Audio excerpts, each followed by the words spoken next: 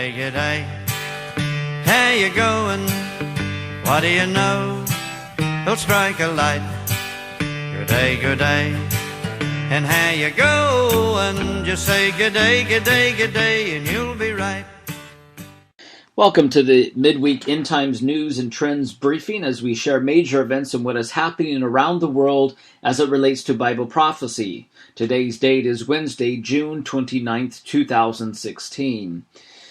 When you wake up in the morning, you never know what kind of day you're going to be facing and what a day may bring forth, whether you're going to face some sort of disaster or tragedy or some amazing event or a miracle, or perhaps one of the greatest things that we can do is share the gospel with someone and change their eternal destiny.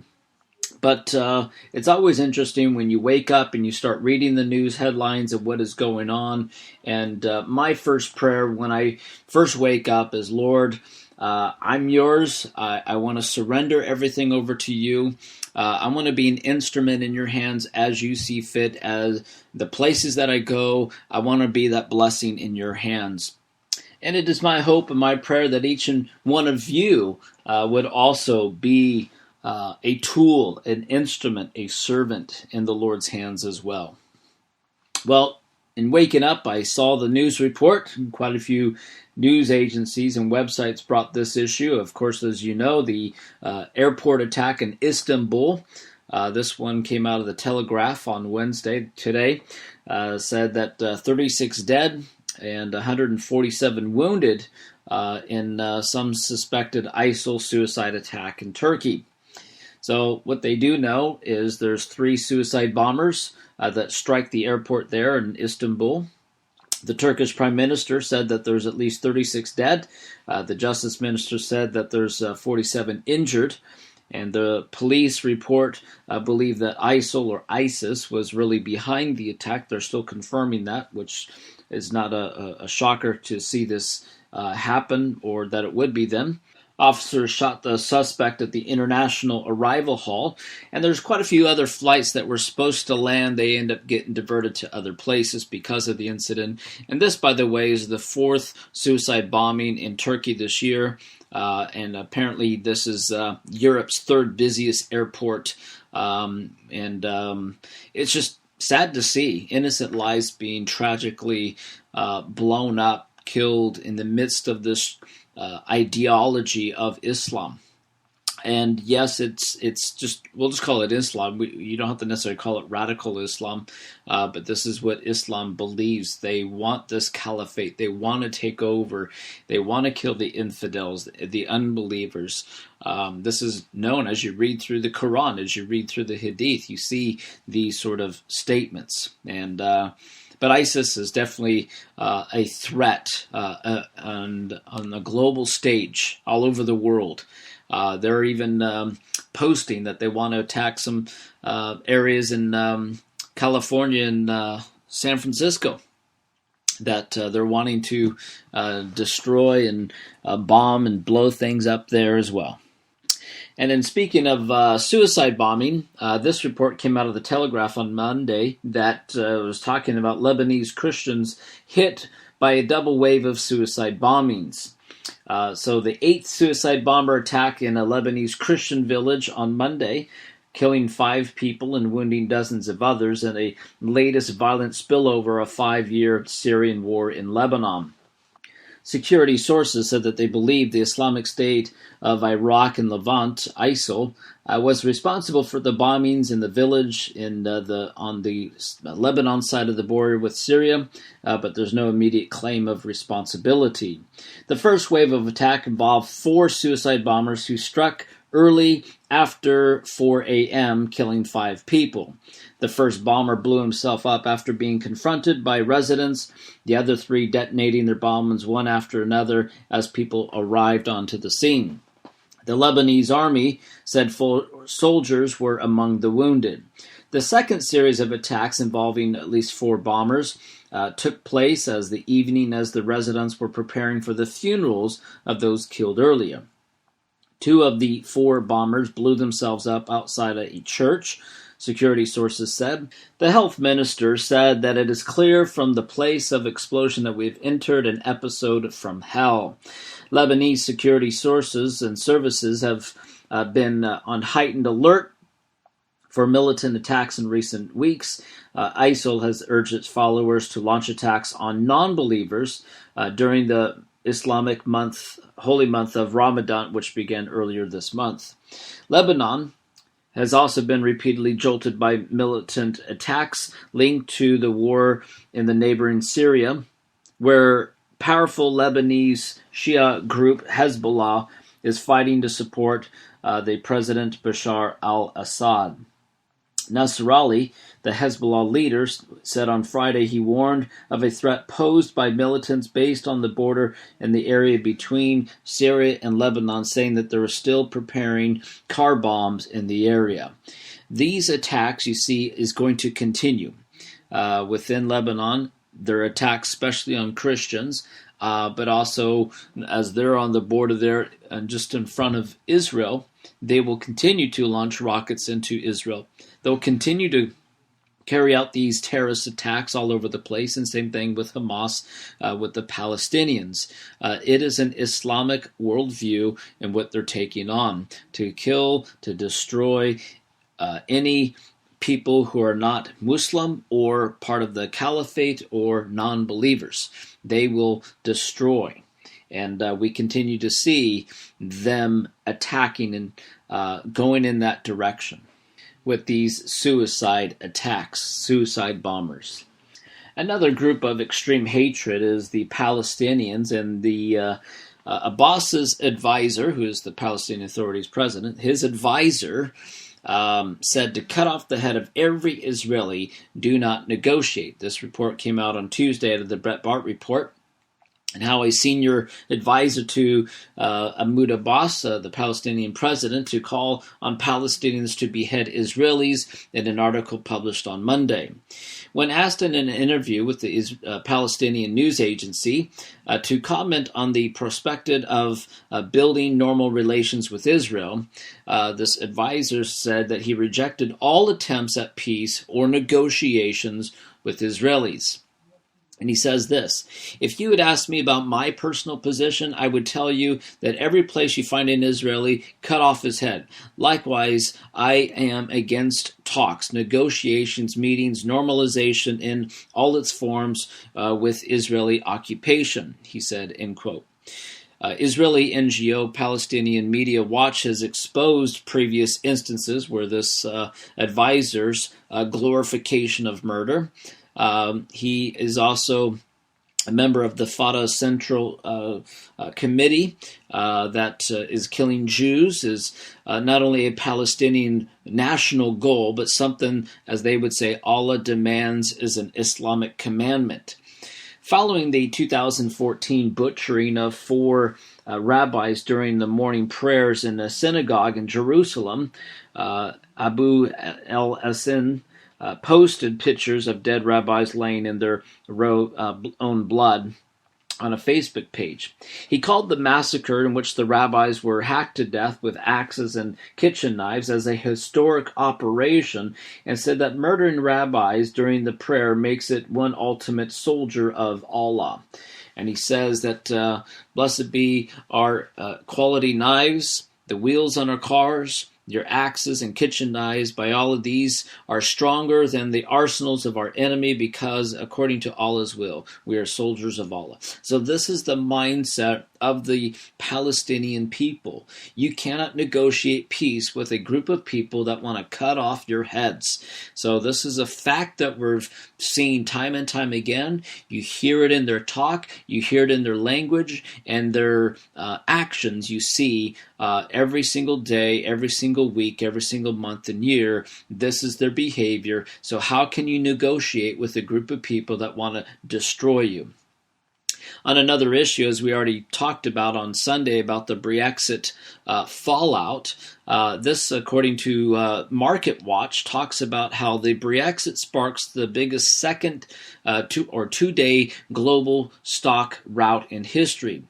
So it talks about, this article The stock market carnage following the Brexit vote to leave the European Union at its worst record, according to Howard Silverblatt, a senior index analyst at the S&P Dow Jones Indexes. The global equity markets have lost a record of $3.1 trillion since Friday's exit results, making it the largest two-day loss in the market index, according to Silverblatt. And on Friday, the index shed 2.08 trillion in value on the day after the referendum passed, in the previous one-day record of 1.9 trillion that was set up in September 29th, 2008, on the days of the market collapsing of the Lehman Brothers. And so by the close of Monday, the global equity market shed another $930 billion. And so we're going to see this crash and this problem within the economy around the world. It's a ripple effect that will happen. Even Italy is preparing for this, according to Zero Hedge on Tuesday, a report that talks about how they're preparing a 40 billion euro bank bailout. Also, the Wall Street Journal report that talks about how the Italian government is considering a capital injection for the country's banking system after Italian lenders were hit by a sharp sell-off of banking stocks on Friday that's triggered by the Britain's vote to leave the European Union. Of course, the Brexit has nothing to do with it. Instead, it says everyone knows that by now that Italy's bank systems are beset with 360 billion euro and rising on bad loans, some 18% of total bank balance sheets, and chronic poor profitability, and amidst of the kind of record low interest rates, the thin capital buffers are high cost. And it was precisely these concerns that are recently create the Alente bad bank was supposed to address until it became painfully obvious that it's a total war chest of 4.25 euro was woefully inadequate to even the smallest dent in the Italian bank insolvency. The article does go on to talk about at the arrival of this so-called 40 billion euro dollars, and someone would say it's like at the back of a napkin how they would do this calculation, but the calculations, which estimated the U.S. bank needs at least $700 billion, or 5% of the total $14 trillion in residential and commercial mortgages. So Italy is using a similar kind of rule of thumb. Consultants have calculated that to bring around 200 billion euros of bad loans and the gross amount of secured loans where debtors were considered insolvent, closer to market values, the banking system would need a collective write-down of bad loans about 40 billion euros. And so some have estimated to write down the need roughly of 30 billion, and so there's your 40 billion bailout total. So it's going to be a major economic issue in the coming weeks and months and perhaps even years ahead. The French and the German socialists have hatched a plan to save the EU, according to another report out of Politico.eu on Tuesday. And this is kind of giving proposals in the works to give more powers back to the national capitals.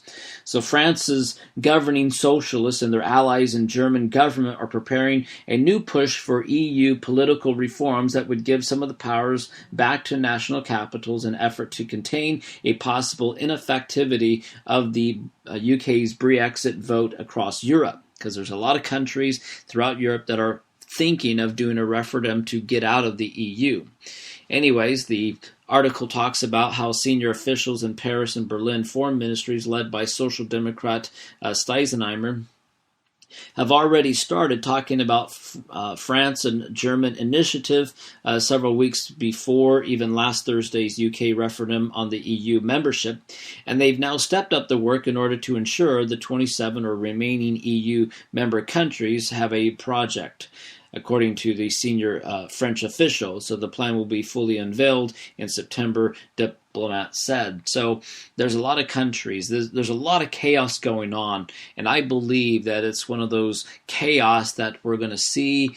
Eventually it's going to get a whole lot worse around the world, where you will eventually, as we mentioned on Sunday in the update, how the Antichrist will come onto the scene, where the world will think he's got all the answers, the wise decisions that he's going to make, and bringing all the countries together to form a one world government. But it's going to be out of this chaos that we're going to see some of these interesting decisions that are going to take place in the global government and the New World Order. Another issue that was taking place in the U.S., the U.S. Supreme Court strikes down the modest abortion restriction. And this came out of the Breitbart report on Monday, and it really strikes down the HB 2 law that was in place quite a few years ago. But the U.S. Supreme Court had issued a decision which is a significant blow to the Texas abortion law by striking down the Texas House Bill 2, HB 2, in a 5-3 decision, according to the Supreme Court. It was a case called the Whole Woman's Health versus Hedelstead. And so the legislation was signed into law by Rick Perry back in 2013 when he was the governor of Texas. As reported by Breitbart Texas, the issue before the U.S. Supreme Court pertained to the provisions that Texas lawmakers say are designed to improve the quality care for women and to improve the sanitary conditions of surgical centers used to provide women's health services. One of the provisions challenged required abortion facilities to comply with the standards already in place for ambulatory surgical centers. The second provision requires practitioners who perform abortions at clinics have admitted privileges at hospital within 30 miles of the facility. Medical experts testify that the requirements are reasonable and effective measures intended to improve the standards of care for women and safety for women undergoing abortion procedures. Pro-abortion groups call the legislation in Texas a sham law, and they complain that are shutting clinics down and placing countless women at risk of serious harm. Well, just don't do an abortion and you wouldn't have a problem. That answers that problem there. Anyways, the article goes on to mention that the Supreme Court's decision in what is called the greatest victory for abortion rights since the Roe v. Wade.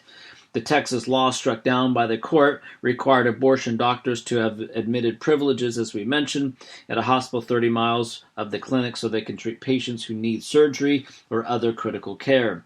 The law also required that required abortion clinics to have hospital-grade facilities for the same reason. 20 other states had similar regulation. The court determined that a 5-3 vote of these requirements placing undue burden on women exercising their constitutional right for an abortion. The majority found that they provided few, if any, health benefits for women and pose a substantial obstacle to women seeking abortions, as well as an undue burden on the constitutional right to do so. Justice Clarence Thomas dissented, and he said this, sharp criticizing the liberal judge's logic and arbitrary standard, and he noted that the ruling exemplifies the court's troubled tendency to bend the rules when an effort to limit abortion or even speak in opposition to abortion is at issue. Thomas emphasized that today's decision perpetrates the court's habit of applying different rules to different constitutional rights, especially the putative right to an abortion. There is evidence that he is right. The Texas law is also included in a ban for abortion after 20 weeks, but it was unchallenged. His guess was that the abortion advocates is not attacked in this provision because it's so popular. In a recent poll, a vast majority of Americans, including 2/3 of pro-choice advocates, believe that abortion should be available during the first 3 months of pregnancy, so the 20-week ban in Texas remains in effect for now. And once again, the unborn children are being used as political pawns. Many of the politicians who support abortion do so for political reasons, advocating for reproductive rights as a winning strategy for them in this day of ethics tolerance. Unfortunately, many of the politicians who oppose abortion do so for political reasons as well, knowing that they serve constituents who are strong pro-life, and if they were such staunch in their opposition to sex trafficking, slavery, and radical prejudice or racial prejudice, their pro-life support would be more consistent. So how do we, and those of us who believe that life begins at conception, respond? Well, first, we should continue to warn against the devastation of abortion. Studies have shown that women who have an abortion or face it, an continued increase in risk of substance abuse, anxiety, depression, and other mental health problems. In fact, the article of the study that gave statistics said that they're 150% more likely to commit suicide. Knowing these facts would change the popularity of abortion and undermine political support for it. And of course, abortion is usually used as a means of birth control. So even though people are pregnant because of immorality and sexual perversion and other things like that is happening, they're using the abortion as, I'll just get rid of the baby, so I don't have to worry about taking care of it for the rest of my life. So they use it as a birth control is the primary means of why women go to have abortions. And it's not just the women, the men as well, or they'll pay for it or they'll make sure it gets done. Secondly, we must be consistent pro-life. The pro-abortion advocacy, the opposition as political opportunism and a war on women, which is not the case, but they're taking it in that direction. We should advocate for the adoption as well as against the abortion. We should care for the mother, the father, and the family as well as the unborn child. Many women who choose abortion do so for financial reasons. We should also help them bear the burden so that they can choose to give their children life. Another reason is that this grieves the Lord, and it should grieve us as well. He creates every precious child, and even those that are lost to abortion, He's created them. He still loves those who choose abortion, but He hates their grievous sin. He has warned us not to shed innocent blood. Proverbs 6:17. No blood is more innocent than that of a baby. So these are tragic days in America and even tragic days all over the world and even here in Australia where the abortion laws are so liberal. Abortion should not be even an issue or an option in society, but unfortunately it is. Another medical issue, which is this next article just does your head in when you read about it and you hear about it, and this has kind of gone on for some time. This came out of the lifenews.com the other week, and it talks about how scientists are now attempting to figure out how to get men pregnant. I don't know about you, but that's just wrong, sick, and it's not of the Lord. That's not how God created man to be. But a uterus transplant has become a more realistic possibility. Some doctors say that they're receiving inquiries from male patients who identify as women and want to become pregnant, according to the Daily Caller. Well, if these scientists, these doctors, they just tell them, say, no, you can't do it. This isn't how the male body was created. God created us male and female. One of the areas of the female is to give birth, not the male. That's just the way God created us. It's a no-brainer on that and the way God has created us. The first baby born, according to the article, with a uterus transplant in September 2015 in Sweden, and since then there are 3 other Swedish women also giving birth after receiving uterus transplants. All of the babies were born prematurely. Doctors at the Cleveland Clinic in Ohio currently are conducting a research study involving the first uterus transplant in the U.S. In March, they announced their first transplant attempt had failed, And these highly publicized experiments are leading to more questions about ethics of procedure. Doctors in several states have recently told Scientific American that they are starting to receive requests from transgender who were born male and now identify as women about becoming pregnant with a uterus transplant. So this confusion, not only of a male becoming a woman or pretending you're a woman or feeling like you're a woman, but this whole confusion in society is what you're seeing. It's making it so much easier for the lie of the enemy to rob, to destroy people's lives. And this whole transgender ideology is being taught even at the kindergarten level, prep school level. It's trying to get its way in, and this is one of those areas, well, you can be transgender and you can have babies too if you want to pretend or feel like you're a woman. So it's taking this lie of the enemy to a whole new level with this ideology, that thinking that these male who want to pretend that they're female to even go through an operation where they can have this transplant so they can have kids. You know, if God didn't create you as a woman and you're a male, don't do it. It's a no-brainer. Don't listen to the lie of the enemy. What you have between your legs is what God created you to be. Just look at your DNA. It's a no-brainer. Onto an apostate issue. This report came out the other week about the Presbyterian Church. This report was on the ChristianityDaily.com, how the Presbyterian Church USA, and they were having their annual convention, assembly together, where they probably vote on certain issues. But in their opening session, they did bring in a bunch of people from multi-faith areas. They even brought in a Muslim who offered prayers to Allah. And you're thinking, why would a church, a so-called Christian church, bring in all these different faiths and even a Muslim to be praying? They're praying to all these false gods.